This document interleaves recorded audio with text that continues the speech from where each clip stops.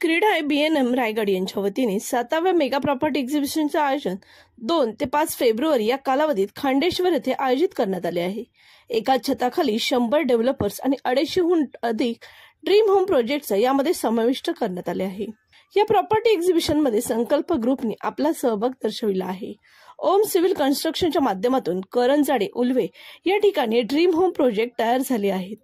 संकल्प ग्रुपच्या वतीने पुष्पक नगर येथे साई संकल्प आणि अथर्व संकल्प हे 2 ड्रीम होम प्रोजेक्ट साकार करण्यात आले आहे।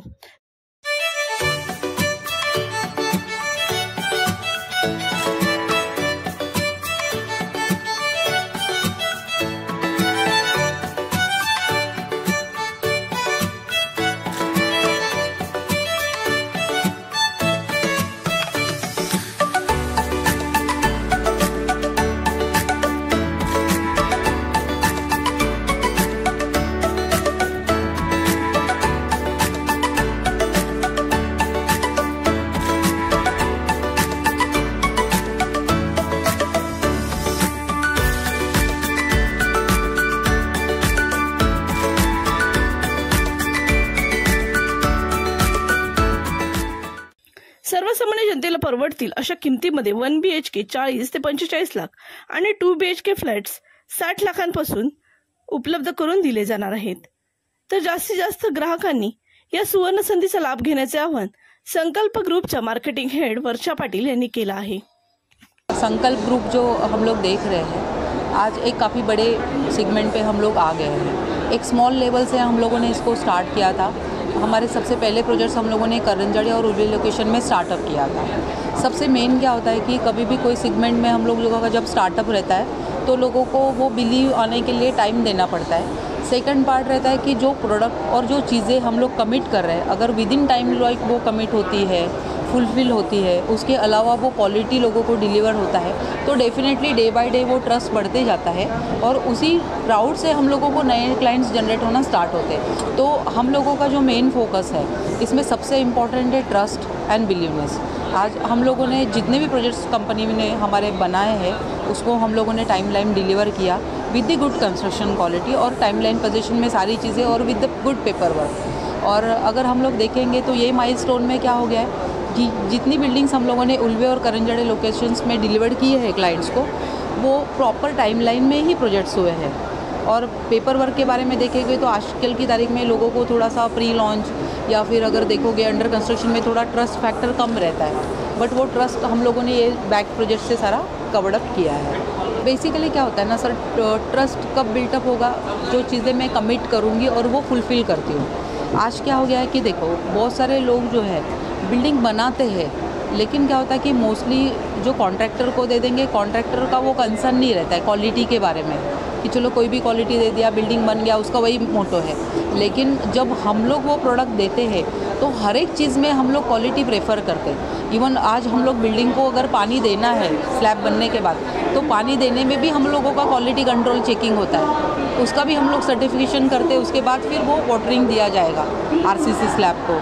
तो इतनी बारकाई से चीज़ें देखी जाती हैं। आज हम लोग जो स्टील यूज़ करते हैं, मटेरियल्स यूज़ होता है, उसमें सारा A ग्रेड क्वालिटी मटेरियल, उसका हम लोग प्रॉपर्ली ऑब्जर्व करते हैं। और हमारे जो फाउंडर है कंपनी के मिस्टर किरण जरे, इन्होंने काफ़ी बड़े प्रोजेक्ट्स के खुद काम किया है, जैसे L&T है। इसके अलावा अगर आप देखोगे जिंदाल है, JSW है, लोधा है, काफ़ी बड़े प्रोजेक्ट्स में काम करने के बाद क्या होता है, एक एक्सपीरियंस हमारे पास है, जिस एक्सपीरियंस के बेसिस पे हम लोग हर एक चीज़ आगे प्रोसीड करते हैं, तो वो चीज़ें मेंटेन हो पाते हैं। बहुत बार क्या होता है कि बहुत सारे जो लोग रहते हैं उनका बेसिकली वो बैकग्राउंड नहीं रहता, they have the technique to do the business, but उनका वो फील्ड में बैकग्राउंड नहीं है। तो क्या होता है कि एक कॉन्ट्रैक्टर को काम दिया, कॉन्ट्रैक्टर अपने हिसाब से काम करता है, उसके इम्पैक्ट वो बाद में आते हैं।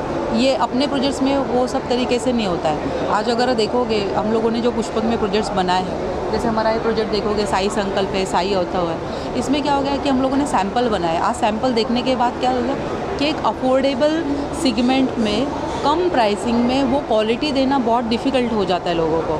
तो वो अच्छी क्वालिटी जो प्रीमियम प्रोजेक्ट में मिलती है, आज देखो प्रीमियम प्रोजेक्ट में अगर आप घर लोगे तो 1 BHK अराउंड आपको 70 to 80 lakhs जाता है। बट आज उसमें हम लोग क्यों जाते हैं कि बाबा इसका फिटिंग्स अच्छा है, जैगवार सेरा फिटिंग है, पॉलीकैब वायरिंग है, सीमेंट अच्छा यूज़ हुआ है। आज वही सब चीज़ें यूटिलाइज़ करके हम लोगों ने अराउंड 40 to 45 के बजट में हम लोग 1 BHK बना रहे हैं, और इसमें वो सारी एमिनिटीज़ कवर्ड अप हो रही है। तो वो सब चीज़ें हैं। ये सब चीज़ों से क्या होता है कि क्लाइंट का ट्रस्ट भी बिल्टअप होता है। और क्या होता है कि जब हम लोग सैंपल देखते हैं, आज देखो कोई भी प्लॉट में अगर आप बुकिंग करने जाओगे, दोनों प्लॉट बैरल है तो नॉर्मली क्लाइंट रेट में ही कंपेयर करते हैं, बट इसमें वो नहीं होगा। आज अगर मैंने सैंपल बनाया तो आपको क्वालिटी में चेक करने के लिए ईजी हो जाएगा, ऐसा है। हाँ, मुंबई साइड का क्राउड है। आज अगर देखोगे मुंबई में प्रॉपर्टी के प्राइसेस काफ़ी हाइक हो गए हैं, तो normal buyer, even class 1 officer है, वो भी पूरा लाइफ टाइम गवर्नमेंट क्वार्टर्स में ही रहते हैं, बिकॉज 3 करोड़ 4 करोड़ मुंबई साइड में प्राइसेस है फ्लैट्स के। और लोग अगर पनवेल में फ्लैट लेना चाहे तो सबसे पहले सोचते हैं कि कनेक्टिविटी है क्या, इजी ट्रांसपोर्टेशन है क्या, विद इन टाइम हम लोग ऑफिस में जा सकते हैं क्या। सबसे मेन कंसर्न तो वही रहता है। फिर लोग क्या होता है कि बड़ा घर से अच्छा सोचते हैं कि छोटा फ्लैट रहेगा तो चलेगा, लेकिन हम लोग मुंबई में रहते हैं। बट जैसे ही सीलिंग ऑपरेशनल हो गया तो वो काफ़ी होप्स लोगों के बढ़ गए। उसका रीज़न ये है, वो हार्डली 22 किलोमीटर्स का है, within half an hour distance you can reach to Pushpak Nagar. तो लोगों को अभी क्या हो गया, मुंबई आधे घंटे पे आ गया, ये सबसे प्लस पॉइंट हो गया। सेकंड चीज़, एयरपोर्ट सामने ऑपरेशनल हो रहा है, वो भी एक इनडायरेक्टली इम्पैक्ट करेगा आपके प्रॉपर्टी अप्रिसिएशन पे। ये मेजर इम्पैक्ट फैक्टर है जो पुष्पक नगर पे काफ़ी अफेक्ट करेंगे। और क्या हो गया कि एयरपोर्ट के सराउंडिंग प्रीमाइसेस में अगर आप देखोगे तो करंजाड़े, खारघर, खांदेश्वर, उल्वे, द्रोणागिरी सब डेवलप्ड हो गया। आज अगर वहाँ पे हम लोग प्रॉपर्टी लेना चाहेंगे खारघर में तो वो पॉसिबल नहीं हो पा रहा है, बिकॉज रेट्स काफ़ी हाइक हो गए। देखो हर एक रेट का क्या होता है ना, एरिया का एक सैचुरेशन पॉइंट आता है। सैचुरेशन के बाद क्या हो जाता है कि वो एक स्टैग्नेंट हो जाएगा। आज क्या हो गया कि लोगों को काम दिख रहा है। अभी देखो 10 साल पहले किसी को बोलेंगे, लोग बोल रहे थे एयरपोर्ट आने वाला है, आने वाला है, बट बाद में ऐसा मूवमेंट आ गया कि एयरपोर्ट बनेगा ही नहीं, लोगों के होप्स ही चले गए। बट आज क्या हो गया कि जिस तरीके से गवर्नमेंट ने कॉन्ट्रैक्ट्स दिए हैं, तो अदानी इतने फास्ट और रैपिडली वो प्रोडक्ट डेवलप कर रहे हैं। सीलिंग का काम कब ख़त्म हुआ लोगों को ध्यान में ही नहीं आया, और तुरंत वो ऑपरेशनल भी हो गया। और देखो ये भी चीज़ है सर, बहुत सारे लोग बोलते हैं कि मुझे एयरपोर्ट का क्या फ़ायदा, मैं तो नॉर्मल आदमी हूँ, मुझे थोड़ी प्लेन से ट्रैवल करना है तो मुझे एयरपोर्ट इम्पैक्ट करेगा, मुझे तो घर चाहिए।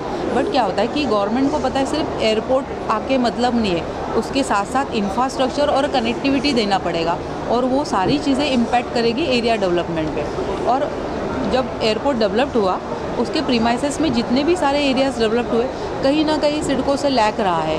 कहीं पे होटल्स नहीं दिए गए, कहीं पे इंफ्रास्ट्रक्चर रह गया, कहीं पे कनेक्टिविटी रहेगी। वो सारी चीज़ें ओवरकम करके पुष्पक नगर बनाया गया।